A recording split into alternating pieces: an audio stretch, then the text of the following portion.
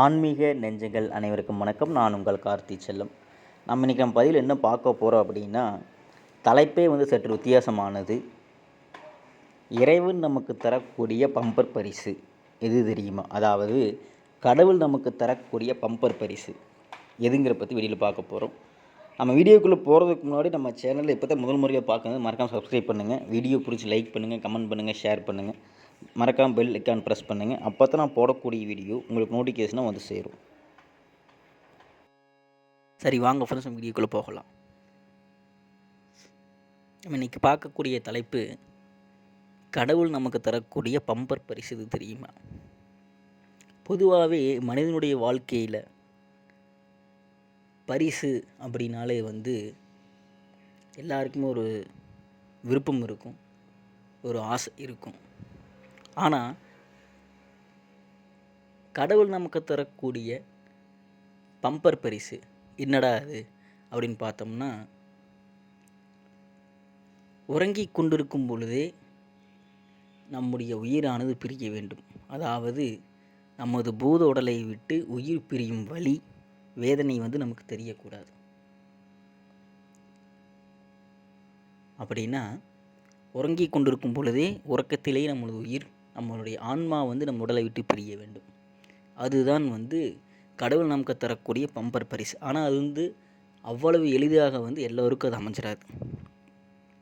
ஒவ்வொருத்தரும் செய்த கர்ம வினை பயனாக தான் நம்முடைய ஆன்மா நம்ம உடலை விட்டு பிரியும். நம் வாழ்க்கையில் எவ்வளவோ பார்க்குறோம். நடந்துகிட்ருக்கும்போது இறந்து போயிடுறாங்க, உட்காந்துட்ருக்கும்போது இறந்து போயிடுறாங்க, இல்லை வண்டியில் போய் விபத்து ஏற்பட்டு இறந்து போயிடுறாங்க. ஒருத்தர் சாலையில் நடந்து போயிட்டு தப்பே இருக்காது, அந்த இடத்துல ஒரு விபத்து நடந்து, எங்கேயோ இருந்து ஒரு வண்டி இடித்து விபத்து நடந்து இறந்து போயிடுறாங்க. இப்படி நிறையா பார்த்துருப்போம். அதே மாதிரி ஒரு சில மரணங்கள் பார்த்தோம்னா அப்படின்னா, இந்த கடவுள் தரக்கூடிய பம்பர் பரிசு மாதிரி பேசிகிட்டு இருந்தார், படுத்தார், உடனே இறந்துட்டார். காலையில் சாப்பிட்டாங்க, மதியான சாப்பாடு செய்ய சொல்லிட்டு படுத்தாங்க, இறந்துட்டாங்க, எந்திரிக்கவில்லை, கொடுத்து வச்ச சாவு. அதுதான் கடவுள் நமக்கு தரக்கூடிய பம்பர் பரிசு.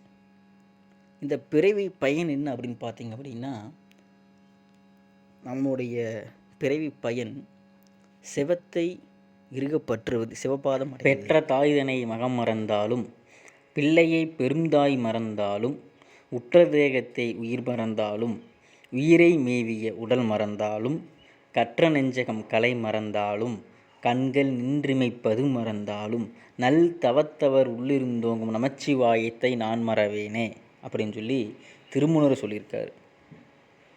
அதாவது என்னென்னா, பெற்ற தாய் தன்னுடைய மகன் மகளை மறந்தாலும் சரி, இல்லை பிள்ளைகள் பெற்ற தாயை மறந்தாலும் சரி, உற்ற தேகத்தை உயிர் மறந்தாலும், அதாவது உற்ற தேகத்தை உயிர் மறந்தாலும், உயிரை மேவி உடல் மறந்தாலும், உயிர் உடலை மறந்தாலும் சரி, இல்லை உயிர் உடலை மறந்தாலும் சரி, கற்ற நெஞ்சகம் கலை மறந்தாலும், அதாவது நம்ம படித்த படிப்பு கலைகள் எல்லாம் நம்ம மறந்தாலும் சரி, நம்முடைய கண்கள் இமைத்து கொண்டிருக்கும், அப்படி கண்கள் நின்றிமைப்பது மறந்தாலும் சரி, நல் தவத்தவர் உள்ளிருந்தோங்கும் நமச்சிவாயத்தை நான் மறவேனே.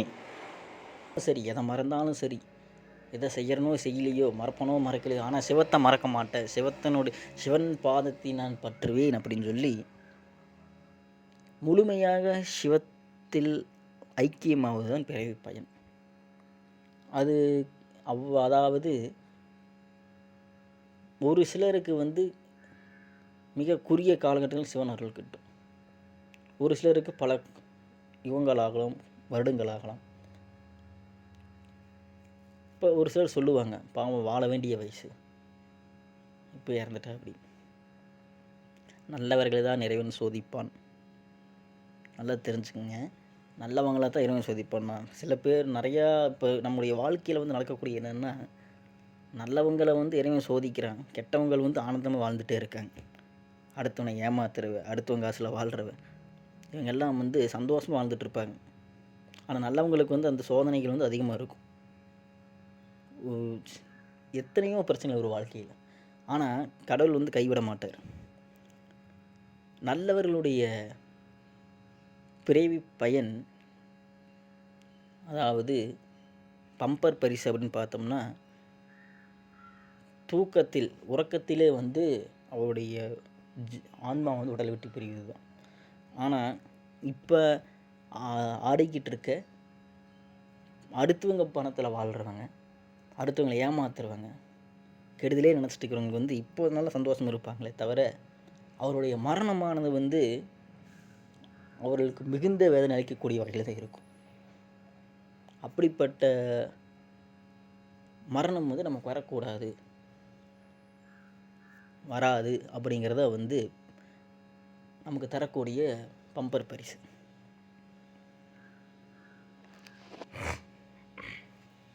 ஆக நம்மளுடைய முழு நம்பிக்கை வந்து ஆன்மீகத்தில் இருக்கணும். அரைகுறையாக நம்பிட்டு வந்து நம்ம ஆன்மீகத்தில் இருக்கக்கூடாது. முழுமையாக நம்பணும். எதை நம்பணும், அம்பாளை நம்புறையோ, சிவத்தை நம்புறையோ, இல்லை விஷ்ணுவை நம்புறையோ, இல்லை லட்சுமி நம்புறையோ, அது உங்களுடைய ஆன்மீகத்தில் இருக்கக்கூடிய தெய்வங்களின் நம்பிக்கை வந்து ஒவ்வொருத்தருக்கும் ஒவ்வொரு இஷ்ட தெய்வமாக இருக்கும். இதனுடைய தொடர்ச்சி வந்து பகுதி 2 காணலாம். அதுவரை உங்களும் விடைபெறுவது உங்கள் கார்த்தி செல்லம். நன்றி, வணக்கம்.